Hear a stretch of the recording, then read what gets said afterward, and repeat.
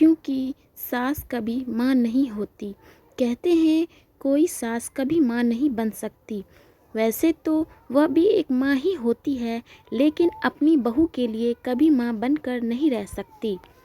ساس کو ماں مت سمجھو اور نہ ہی ان سے کبھی ماں جیسی کوئی امید رکھو، کیونکہ جب بھی لڑکھڑا کر گرتی تو ماں دوڑتی چلی آئے گی تمہیں اٹھانے کے لیے، لیکن ساس کبھی تمہیں اٹھانے نہیں آئے گی، وہ خود تمہیں اٹھانے سکھائے گی۔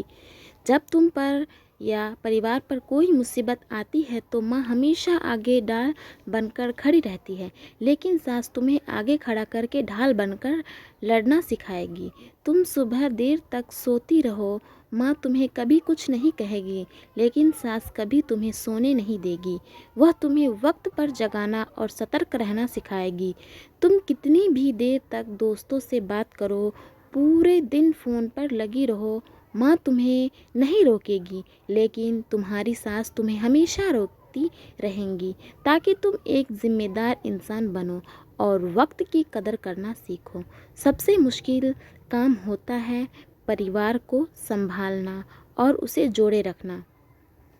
اس کام کے لیے ساس سے اچھی ٹیچر کوئی ہو ہی نہیں سکتی، جو تمہیں ایک ذمہ دار انسان بناتی ہے اور اکثر خود بری بن کر اپنی بہو کے لیے بھلا ہی سوچتی ہے۔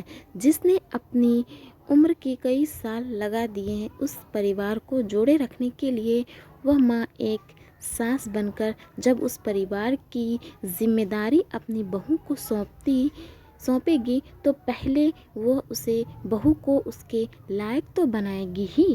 ہر ساس الگ ہوتی ہے، ہر کسی کا طریقہ الگ ہوتا ہے، لیکن ارادہ اور نیت ہمیشہ نیک ہوتی ہے اور اپنے پریوار کے لیے سمرپت ہوتی ہے۔ وہ تو ساس کو برا دکھا کر ٹی وی سیریل والوں نے ساس کے لیے نفرت بھر دی ہے، ورنہ پہلے بہت ساس کے بارے میں اتنا بھی برا نہیں سوچتی تھی۔